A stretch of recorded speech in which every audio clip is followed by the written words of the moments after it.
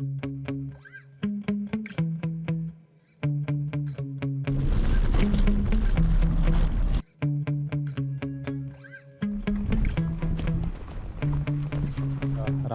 po zobudení.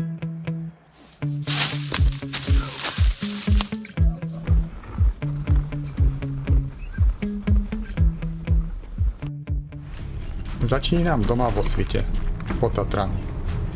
Takýto výlet robievam každý rok. Je to môj osobný rituál. V roku 2022 som si povedal, že pôjdem až na úplný východ. Najvýchodnejší bod Slovenska. Bicyklujem sám, bez sprievodu. Len ja, bicykel a veci zabalené na 4 dni. Spávam vonku v hamake. Miesto si neplánujem dopredu. Keď sa začne stmievať, sledujem mapu, terén, lesy okolo seba. Prvé kilometre zo Svitu sú rýchle. Telo je odýchnuté. Cesta ma vedie na severovýchod. Zo začiatku kopírujem minuloročnú trasu Route 66. Až neskôr z Spišskej Belej sa odpájam a mierim na Starú Ľubovňu.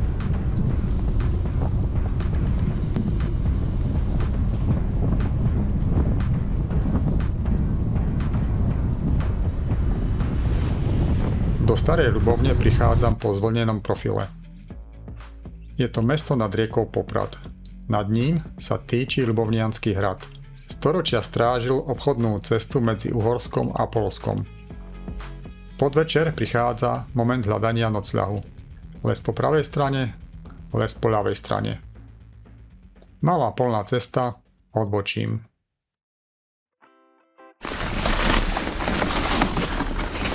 To je ono. To je ten správny lesík.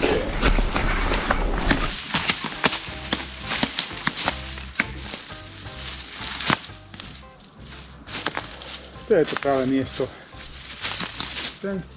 Ten strom. Môžem sa rozkladať.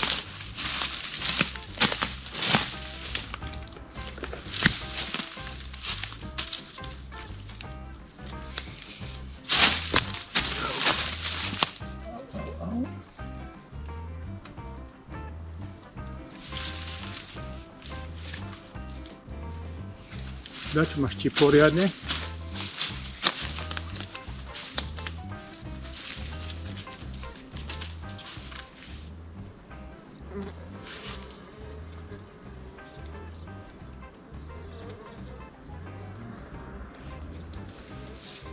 Bola to včela.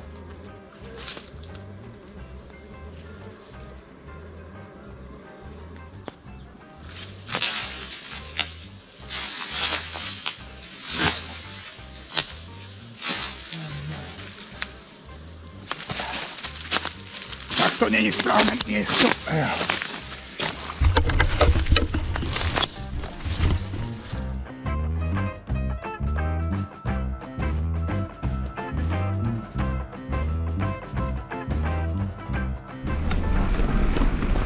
Druhý deň.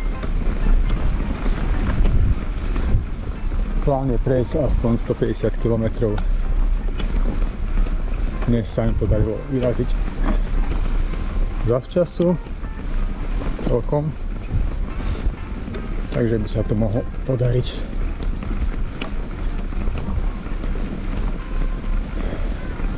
Noc bola parádna na tie včely. Oddychnutý som.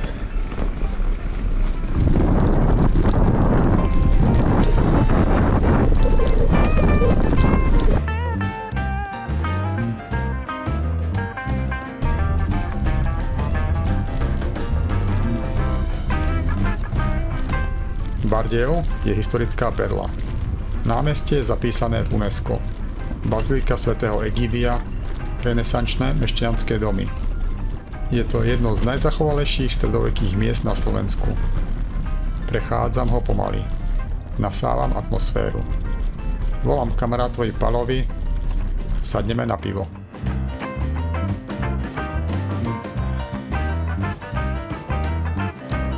V knižnej Polianke navštevujem zmenšeninu pôvodného historického dreveného kostolíka, ktorý padol za obeť počas prvej svetovej vojny.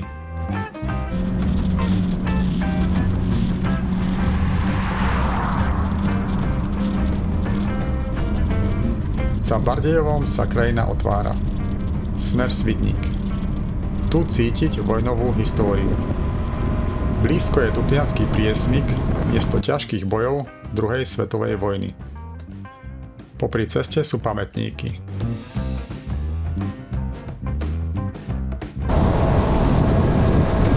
Terén je zvlnený, krátke, ostré kopce.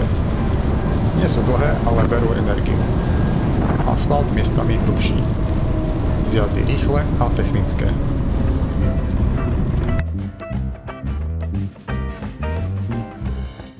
Nečakane ma cesta doviedla až na Havaj. A takto to tam vyzerá.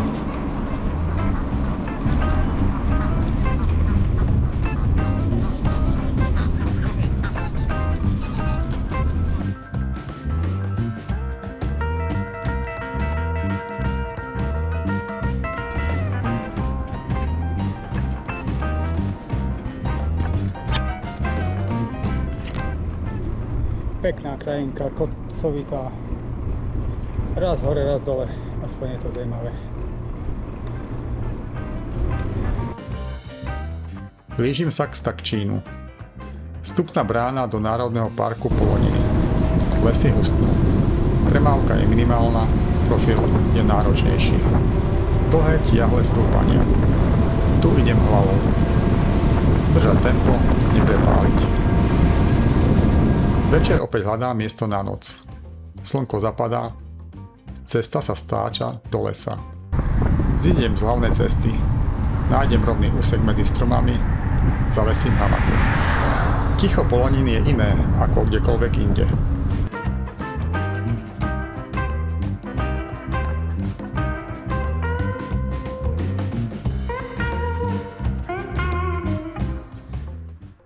Tretí deň ráno. Takto to vyzerá ráno po zobudení. Hore spím a dole mám nejaké potrebné veci. Bicykel blízko pod hamakou, aby som mal na ňo dosah, ak by som niečo potreboval. A takto pekne na strome zavesený som strávil dnešnú noc. Je už okolo 8 hodín, lebo je dosť chladno, tak som čakal, pokým sa oteplí. Takže rýchlo sa zbaliť a hor sa do kopcov, lebo som v Poloninách. A ideme.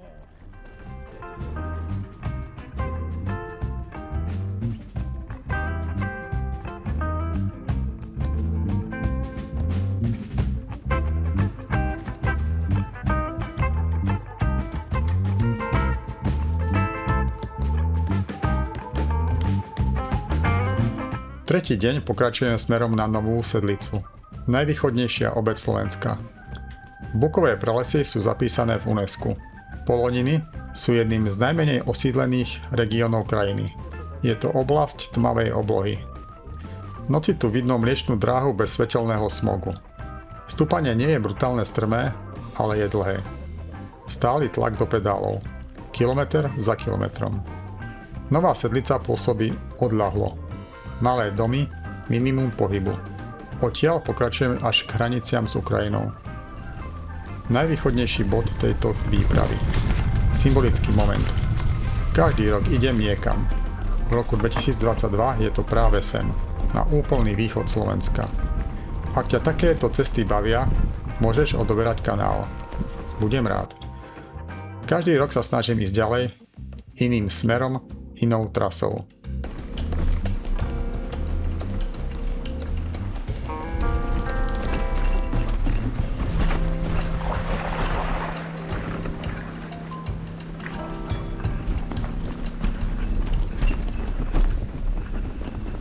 Skoro som neprešiel. Blato bolo. Kúsok nad Novou Sedlicou je takéto pekné oddychové miesto s jazierkom a v pozadí chyža Baby Jagy.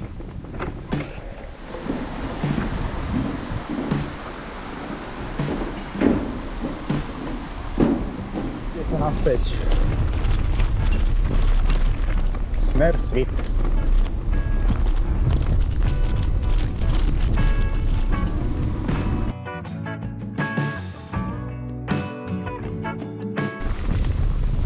trafil som na značku 2 km ukrajinské hranice. Tak som tam išiel. Prešiel som už 3 km. A ukrajinské hranice som nenašiel, tak ich hľadám. Terén nič moc, pretože som taký nabalený.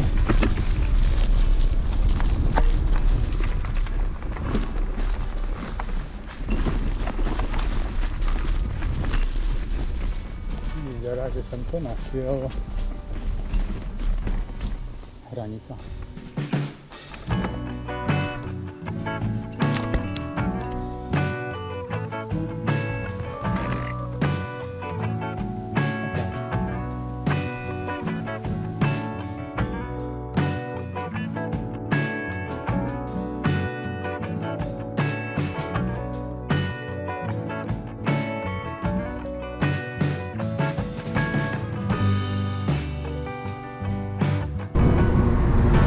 Cieľ tretieho dňa je Zelená lagúna. Rekreačná oblasť pri vodnej nádrži Veľká Domaša. Voda, pláže, chaty a pekné spomienky na detský tábor, kde som pôsobil pred rokmi ako animátor. Vietor je parádny. Promienka, ledva idem.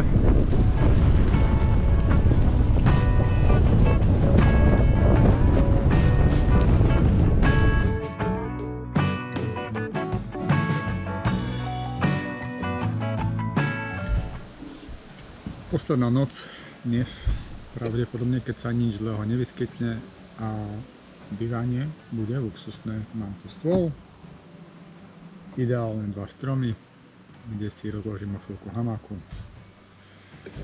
Už som sa navečeral, stiahol som si dnešnú trasu na 150 km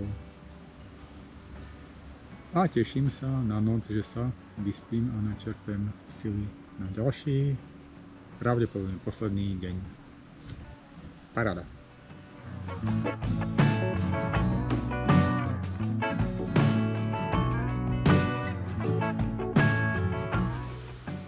Dnes som mal parádnu noc. Fajne muzička do začiatku vyhrávala, pri ktorej som zaspal a spal až do rána. Ani teraz sa mi veľmi nechce ísť. Je fajn teplúčko, žiadna rosa nepadla. Takže paráda. No ale čo, keďže chcem stihnúť do večera prísť domov, tak musím pomaličky ísť. A takto to vyzerá, keď spím. Výborné, priestranné, pohodlné, nikde to netlačí. Ľahké na rozkladanie.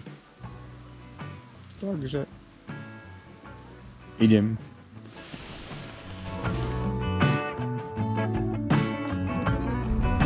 Hneď z rána, aby som sa trošku rozohrial, mám tu fajný kopček, miestami 8%. Zatiaľ som nastúpal 150 metrov a ešte to nekončí. V začiatku to bolo trošku ťažké, stvrdnuté nohy po tom spánku, ale teraz to už celkom ide. Kopec mám za sebou, tak nakoniec to bolo približne 220 metrov, aj keď len 12 stupňov som sa fajne zapotil. A teraz jazd, kde pravdepodobne vymrzne.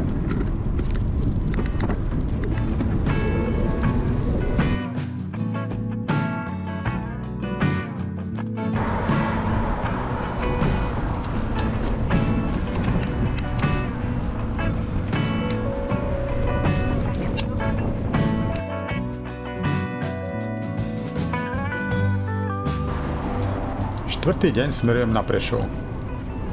Je to tretie najväčšie mesto Slovenska. Historické jadro s konkatedrálou svätého Mikuláša. Kontrast potichu Polonín. Semafory, kruhové objazdy, hustá premávka.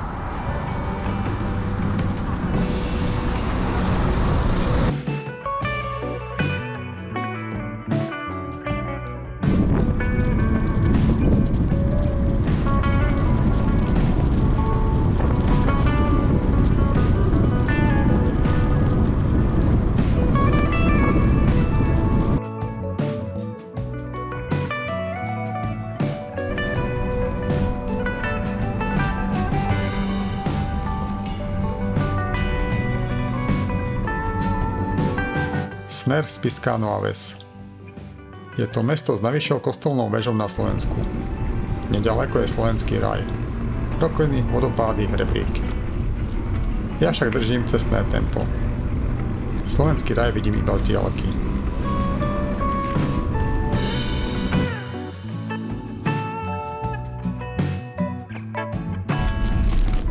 Trošku offroadu na záver cesty. Celkom príjemné.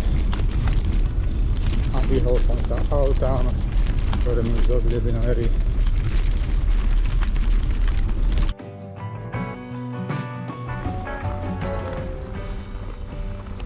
Po ceste sa ešte zastavujem pri Kánovských travertínoch. Ide o významnú lokalitu, ktorá sa do dejín zapísala jedinečným nálezom vyliadku mozgu neandertálca a rôznych fosílií zvierat. Posledné kilometre už cítim v nohách. Keď sa objaví tabula SWIT, kruh sa uzatvára.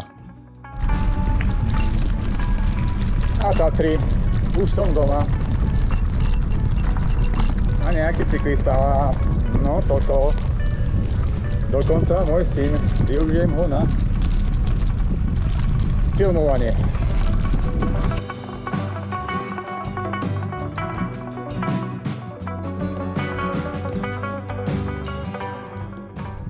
Ako som hovoril, tak synko je teraz za kamerou a využívam ho na to, aby som ukázal vám, čo všetko som so sebou mal na tej mojej štvorňovej cyklistike. Takže začnem to vybalovať. Nemám to kde oprieť, takže takto. Najskôr sa odmaskujem, takže prilba, okuliarky, čiapočka na pod rukavice. Na sebe mám tričko, potom také tenké, tielko, krátke gate a cyklistická vložka. To je všetko, obuv. A idem vybalovať veci.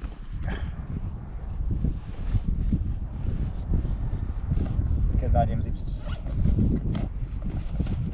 Zadnej kapse. Kerimatka, ktorá slúži na to, že keby som nenašiel niečo na spanie, že sa viem zavesiť, tak viem na tomto spať. Ale slúži mi aj pri spaní na odkladanie veci, ako aj teraz to použijem. Taká nepremokáva a teplá bunda, keby bolo zlé počasie. Taktiež krátke cyklistické nepremokavé, vložka do týchto gatí nepremokavých.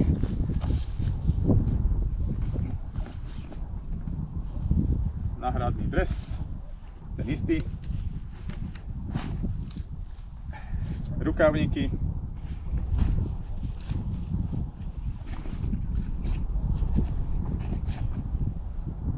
Náhradné ponožky. A to vyzerá, že to je všetko z oblečenia. Teraz mal som tam ešte držák na kameru, ďalkové na kameru, v takom puzdierku, tu je ešte náhradná baterka a karta.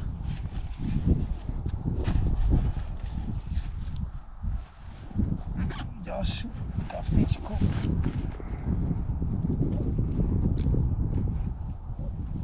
Kladka na bicykel na zamykanie. Čelovka. Taška, obyčajná taška na nákupy. Keby dačo trebalo niekde zobrať.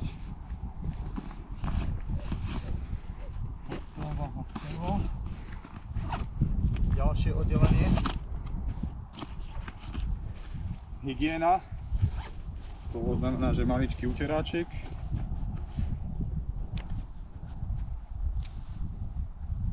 Malinky. Zubná kefka, zubná pasta, servítky. Nožik. Zatvárací.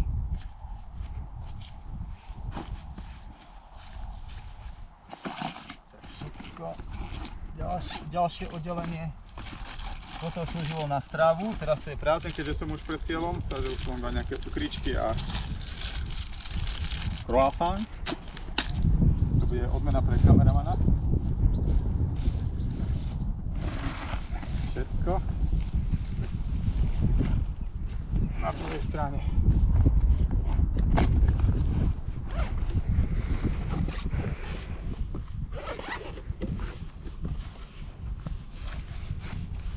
Powerbanka. Kablik na nabíjanie.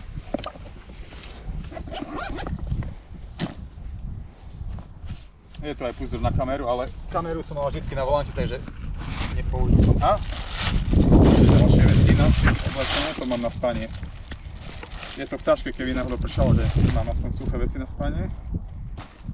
Takže také tenké oblečenie na nohy, tenké na vrch, ponožky na spanie a šat, búvka na spanie. Let up. To všetko bolo v igelitke, ja to dám aj späť do tej igelitky hneď.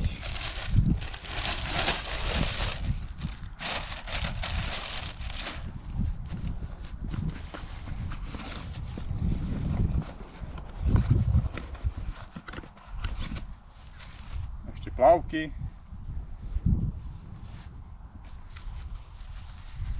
Celta. Pri spaní akože proti dažďu. Sú kolíky a šnúrky na napnutie celky.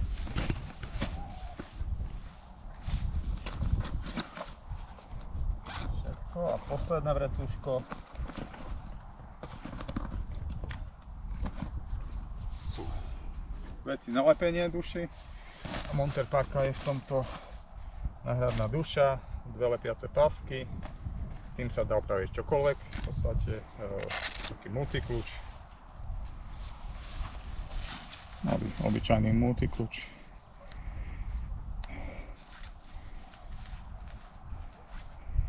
Nejde mi ho vybrať, lebo to je to odšubované.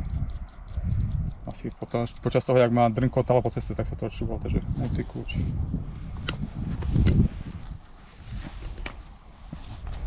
Ešte niečo.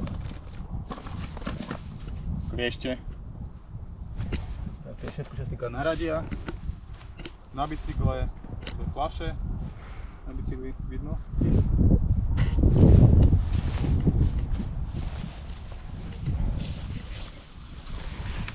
Ďalej ešte tu je kapsička jedna, taká príručná.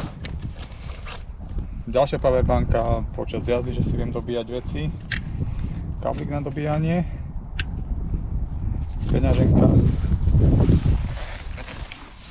Dáme tu medzi tie vecičky.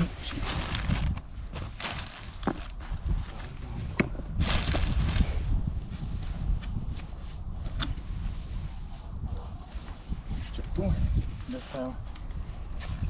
Mobil. Slúžime to ako navigácia, cyklopočítač.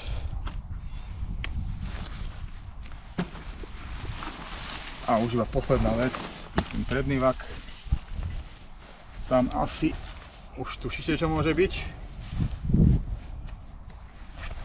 Veci na spanie. Sú tam dva spacáky a hamaka.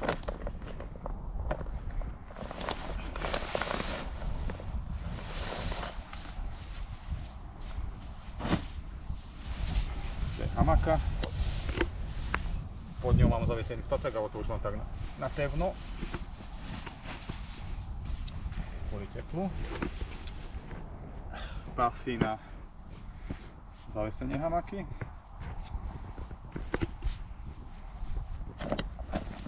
A posledná vec, spacák na zakrytie.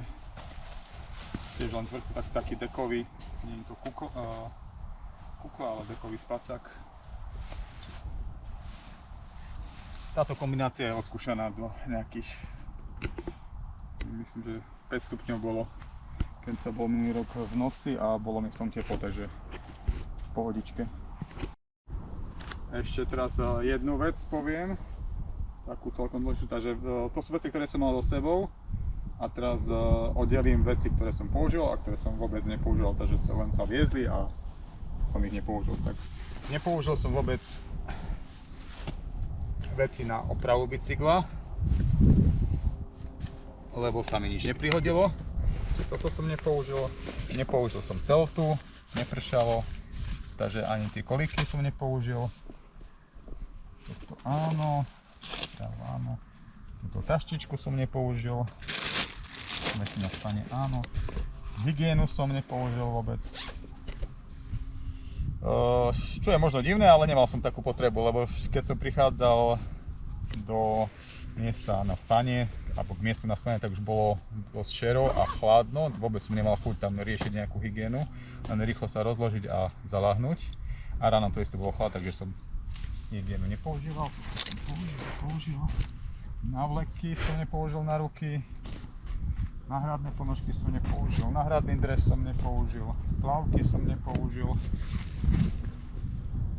No, tento diaľkový ovládač som nepoužil. Áno. Tieto veci do dažďa, krátke gate som nepoužil. A ostatok áno. Tie veci na spanie, takže kvázi kamera podvyše. Len tieto tu veci som použil na svojej ceste. A to, čo mám na sebe. Záber na mňa ešte. A toto, čo mám na sebe. Východ 2022. Najvýchodnejší bod, kam som sa zatiaľ na bicykli dostal. A presne kvôli takýmto cestám sa na ďalší rok zase postavím na štart.